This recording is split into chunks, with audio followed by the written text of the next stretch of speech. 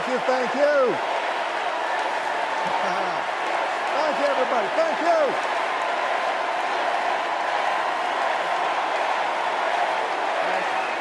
Thank you. All right. That's enough. Thank you.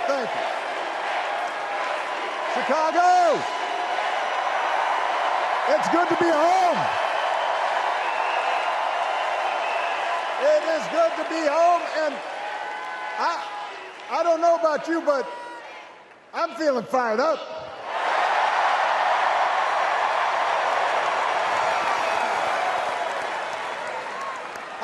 I am feeling ready to go.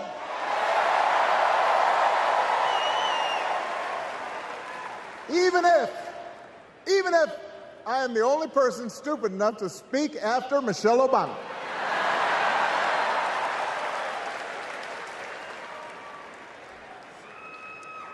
I am feeling hopeful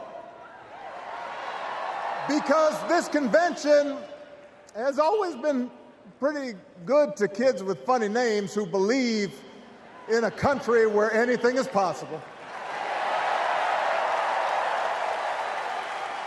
Because we have a chance to elect someone who has spent her entire life trying to give people the same chances America gave her.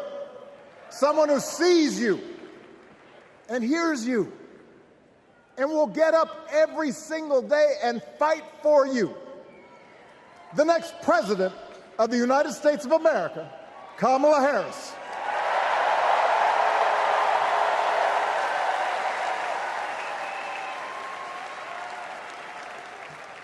It's been 16 years since I had the honor of accepting this party's nomination for president.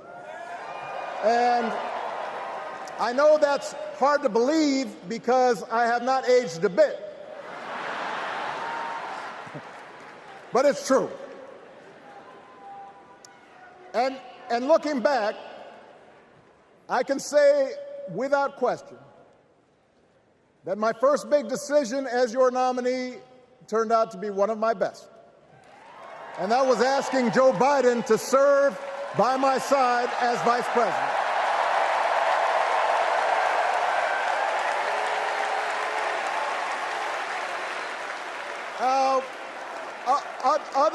Other than some common Irish blood, Joe and I come from different backgrounds. But we became brothers. And as we worked together for 8, sometimes pretty tough years, what I came to admire most about Joe wasn't just his smarts, his experience. It was his empathy and his decency and his hard-earned resilience, his unshakable belief that everyone in this country deserves a fair shot.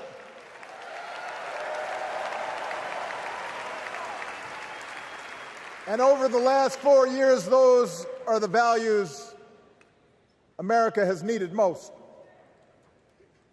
At a time when millions of our fellow citizens were sick and dying, we needed a leader with the character to put politics aside and do what was right.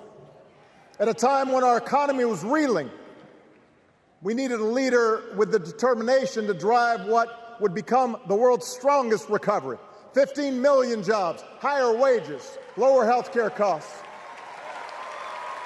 At a time when the other party had turned into a cult of personality, we needed a leader who was steady and brought people together and was selfless enough to do the rarest thing there is in politics, putting his own ambition aside for the sake of the country.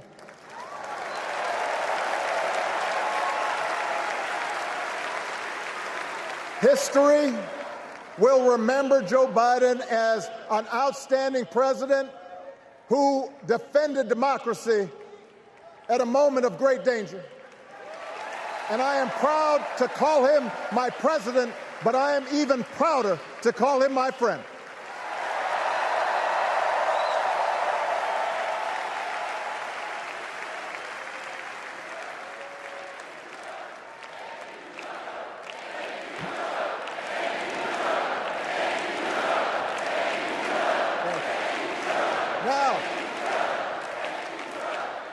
The torch has been passed. Now it is up to all of us to fight for the America we believe in. And make no mistake, it will be a fight. For all the incredible energy we've been able to generate over the last few weeks, for all the rallies and the memes, this will still be a tight race in a closely divided country. A country where too many Americans are still struggling. Where a lot of Americans don't believe government can help. And as we gather here tonight, the people who will decide this election are asking a very simple question. Who will fight for me? Who's thinking about my future, about my children's future, about our future together? One thing is for certain, Donald Trump is not losing sleep over that question.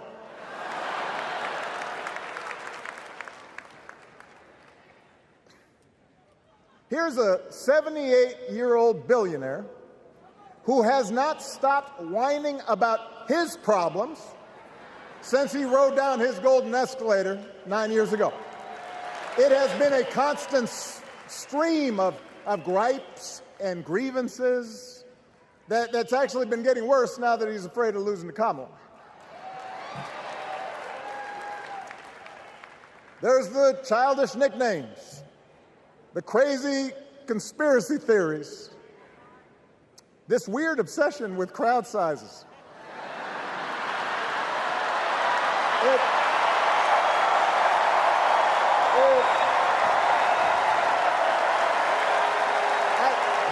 It just goes on and on and on.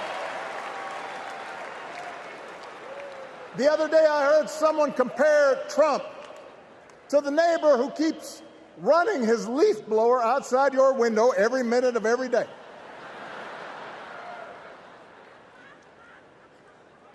Now, from a neighbor, that's exhausting. From a president, it's just dangerous. The truth is, Donald Trump sees power as nothing more than it means to his ends. He wants the middle class to pay the price for another huge tax cut that would mostly help him and his rich friends. He killed a bipartisan immigration deal written in part by one of the most conservative Republicans in Congress that would have helped secure our southern border because he thought trying to actually solve the problem would hurt his campaign. He doesn't. Do not boo. Vote.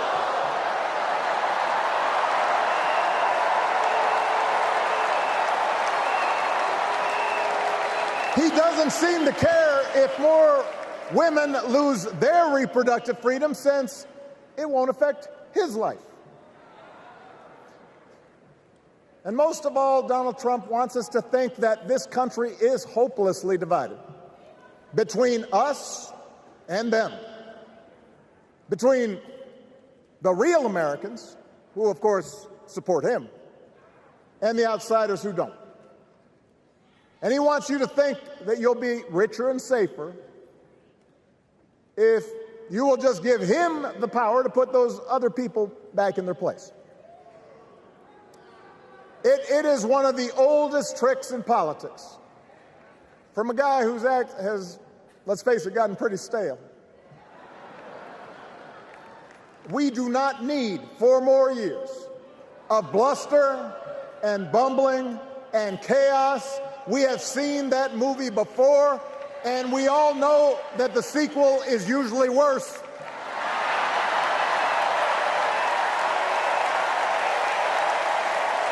America's ready for a new chapter. America's ready for a better story. We are ready for a President Kamala Harris.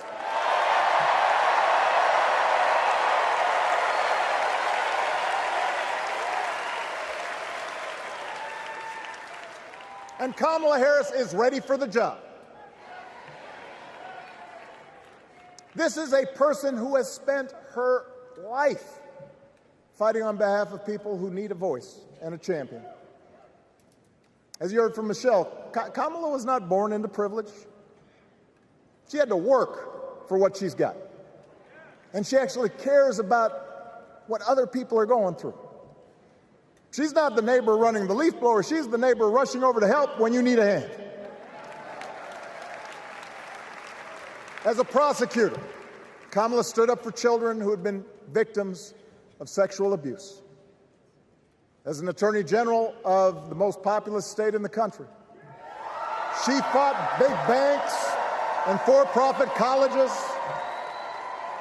securing billions of dollars for the people they had scammed. After the home mortgage crisis, she pushed me and my administration hard to make sure homeowners got a fair settlement.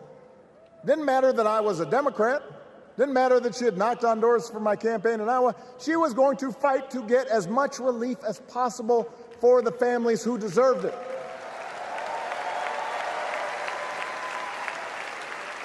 As vice president, she helped take on the drug companies to cap the cost of insulin, lower the cost of health care, give families with kids a tax cut. And she is running for president with real plans to lower costs even more and protect Medicare and Medicaid and sign a law to guarantee every woman's right to make her own health care decisions.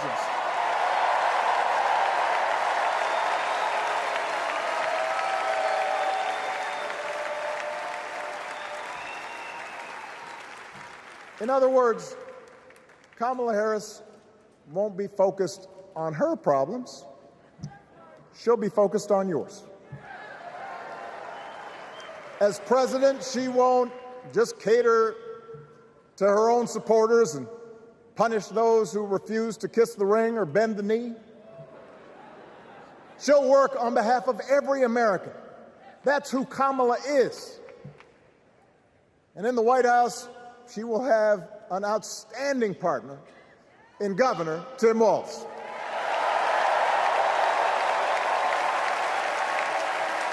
Let me tell you something. Let me tell you something. I love this guy. Tim is the kind of person who should be in politics. Born in a small town, served his country, taught kids, coached football, took care of his neighbors. He knows who he is, and he knows what's important. You can tell those flannel shirts he wears don't come from some political consultant. They come from his closet, and they have been through some stuff.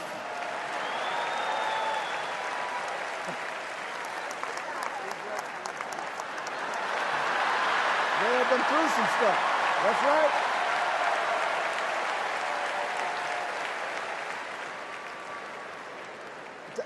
Together, Kamala and Tim have kept faith with America's central story.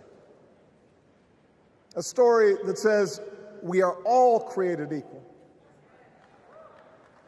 All of us endowed with certain inalienable rights, that everyone deserves a chance, that even when we don't agree with each other, we can find a way to live with each other. That's Kamala's vision. That's Tim's vision. That's the Democratic Party's vision. And our job over the next 11 weeks is to convince as many people as possible to vote for that vision. Now, it won't be easy. The other side knows it's easier to play on people's fears and cynicism, always has been. They will tell you that government is inherently corrupt, that sacrifice and generosity are for suckers. And since the game is rigged, it's okay to take what you want and just look after your own. That's the easy path. We have a different task.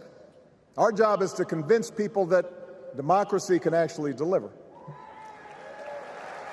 And in doing that, we can't just point to what we've already accomplished.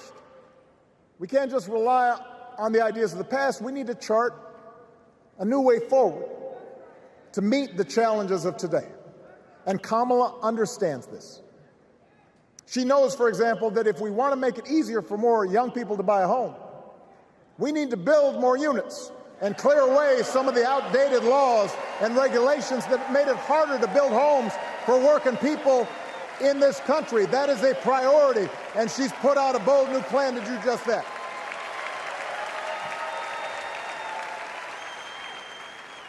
On health care, we should all be proud of the enormous progress that we've made through the Affordable Care Act, providing millions of people access to affordable coverage, protecting millions more from unscrupulous insurance practices. I noticed, by the way, that since it's become popular, they don't call it Obamacare no more.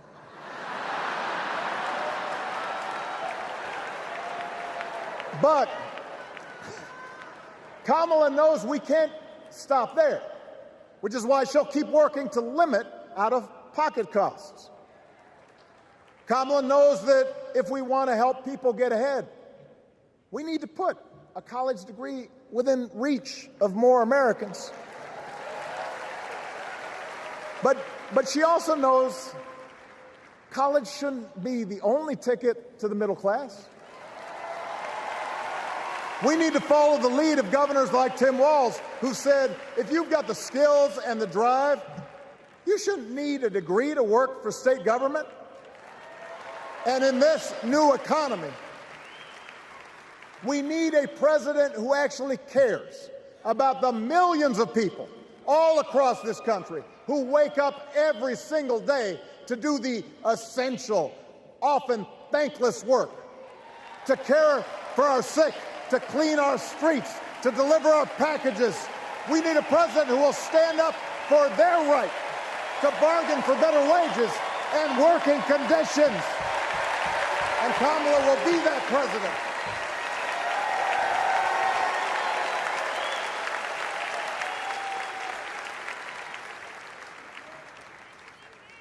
Yes, she can.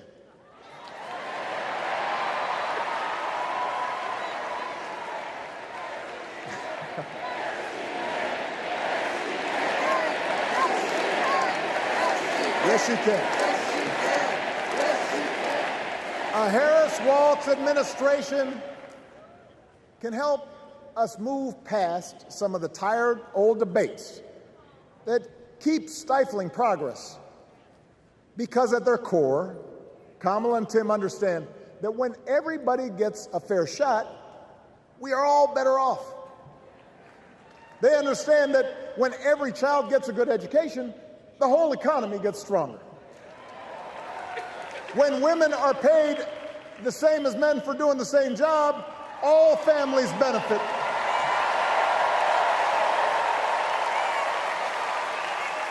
They understand that we can secure our borders without tearing kids away from their parents, just like we can keep our streets safe while also building trust between law enforcement and the communities they serve and eliminating bias.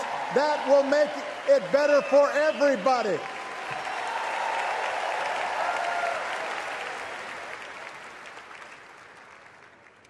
Donald Trump and his well-heeled donors, they don't see the world that way. For them, one group's gains is necessarily another group's loss. For them, freedom means that the powerful can do pretty much what they please, whether it's fire workers trying to organize a union or put poison in our rivers or avoid paying taxes like everybody else has to do. Well, we have a broader idea of freedom.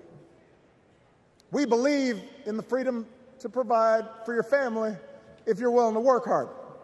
The freedom to breathe clean air and drink clean water and send your kids to school without worrying if they'll come home. We believe that true freedom gives each of us the right to make decisions about our own life how we worship, what our family looks like, how many kids we have, who we marry. And we believe that freedom requires us to recognize that other people have the freedom to make choices that are different than ours. That's okay.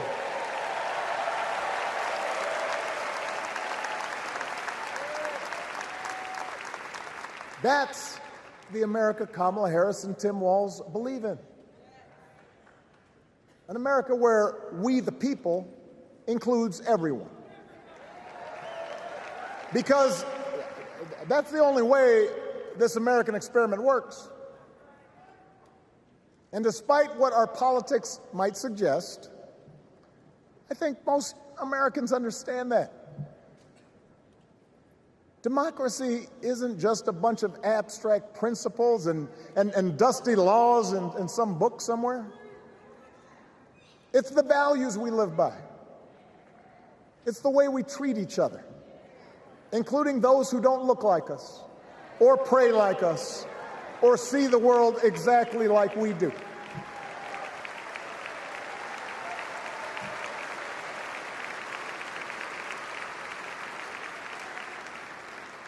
That sense of mutual respect has to be part of our message. Our politics have become so polarized these days that all of us across the political spectrum seem so quick to assume the worst in others, unless they agree with us on every single issue. We start thinking that the only way to win is to scold and shame and out-yell the other side. And after a while, regular folks just tune out, or they don't bother to vote. Now, that approach may work for the politicians who just want attention and thrive on division, but it won't work for us. To make progress on the things we care about, the things that really affect people's lives, we need to remember that we've all got our blind spots and contradictions and prejudices, and that if we want to win over those who aren't yet ready to support our candidates, we need to listen to their concerns and maybe learn something in the process. After all, if a parent or grandparent occasionally says something that makes us cringe, we don't automatically assume they're bad people. We recognize that the world is moving fast, that they need time and maybe a little encouragement to catch up. Our fellow citizens deserve the same grace we hope they'll extend to us.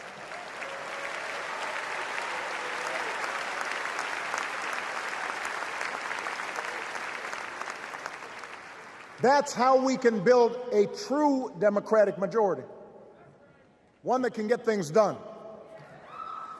And by the way, that does not just matter to the people in this country.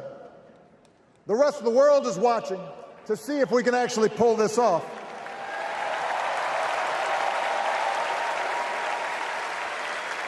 No nation, no society has ever tried to build a democracy as big and as diverse as ours before. One that includes people that over decades have come from every corner of the globe. One where our allegiances and our community are defined not by race or blood, but by a common creed. And that's why when we uphold our values, the world's a little brighter. When we don't, the world's a little dimmer, and dictators and autocrats feel emboldened. And over time, we become less safe. We shouldn't be the world's policemen, and we can't eradicate every cruelty and injustice in the world.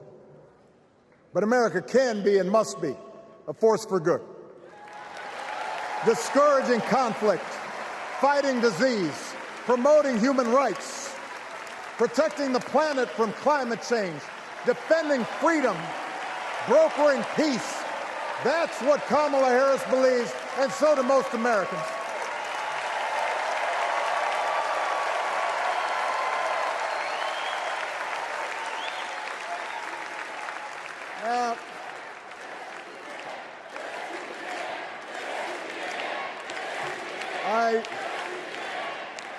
I know these ideas can feel pretty naive right now. We live in a time of such confusion and rancor, with a culture that puts a premium on things that don't last. Money, fame, status, likes. We chase the approval of strangers on our phones. We build all manner of walls and fences around ourselves, and then we wonder why we feel so alone. We don't trust each other as much because we don't take the time to know each other. And in that space between us, politicians and algorithms teach us to caricature each other and troll each other and fear each other. But here's the good news, Chicago. All across America, in big cities and small towns, away from all the noise, the ties that bind us together are still there. We still coach Little League and look out for our elderly neighbors. We still feed the hungry in churches and mosques and synagogues and temples. We share the same pride when our Olympic athletes compete for the gold. Because the vast majority of us do not want to live in a country that's bitter and divided. We want something better. We want to be better.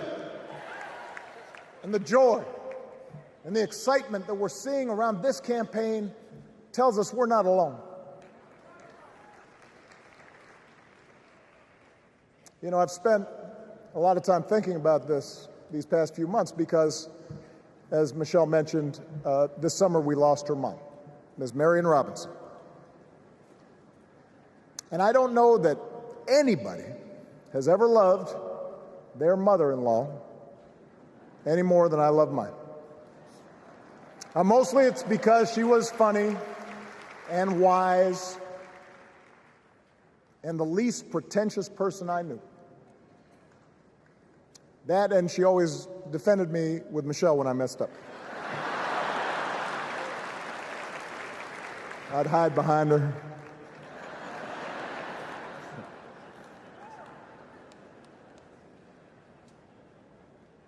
But I also think one of the reasons Mary and I became so close was she reminded me of my grandmother, the woman who helped raise me as a child. And on the surface, the two of them did not have a lot in common. One was a black woman from right here, south side of Chicago, right down the way. Went to Englewood High School. The other was a little old white lady born in a tiny town called Peru, Kansas. Now, I know there aren't that many people from Peru. And yet they shared a basic outlook on life. They were strong, smart, resourceful women, full of common sense, who, regardless of the barriers they encountered, and women growing up in the 40s and 50s and 60s, they encountered barriers. They still went about their business without fuss or complaint and provided an unshakable foundation of love for their children and their grandchildren. In that sense, they both represented an entire generation of working people who, through war and depression, discrimination and limited opportunity, helped build this country. A lot of them toiled every day at jobs that were often too small for them and didn't pay a lot.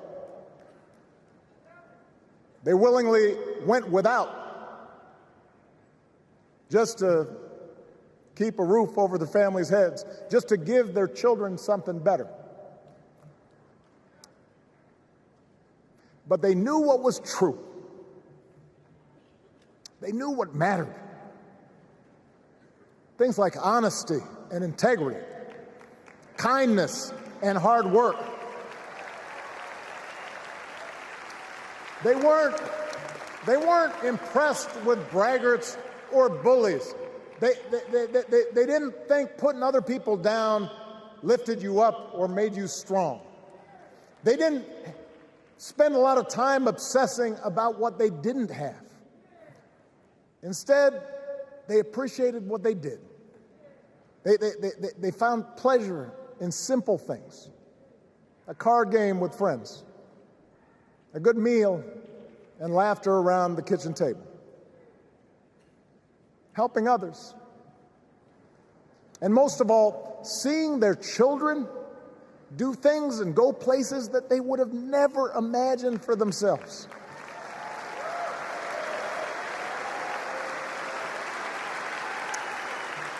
Whether you are a Democrat or a Republican or somewhere in between,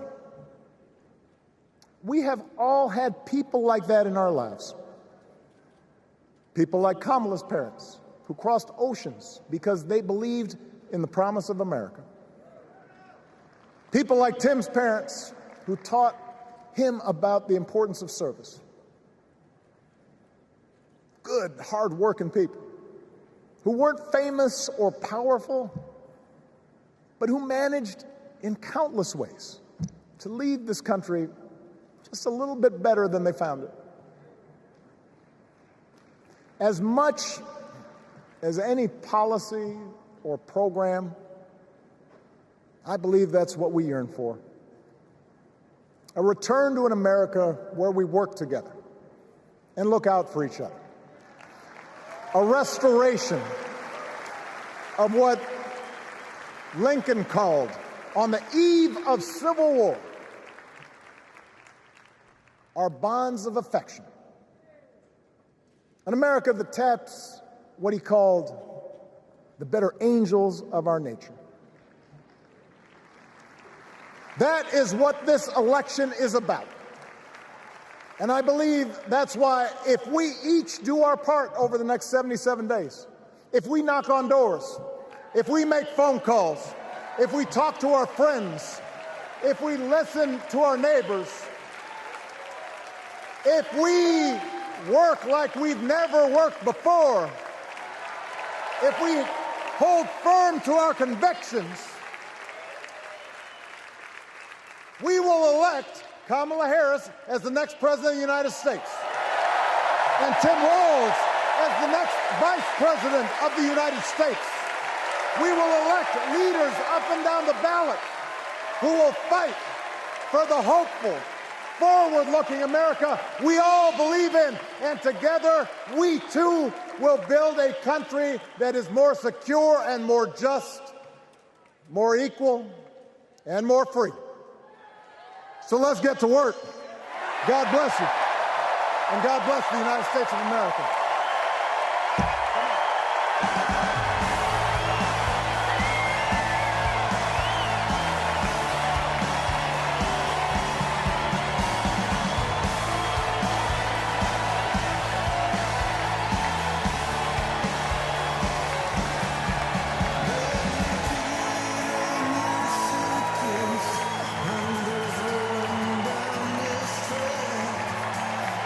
Go!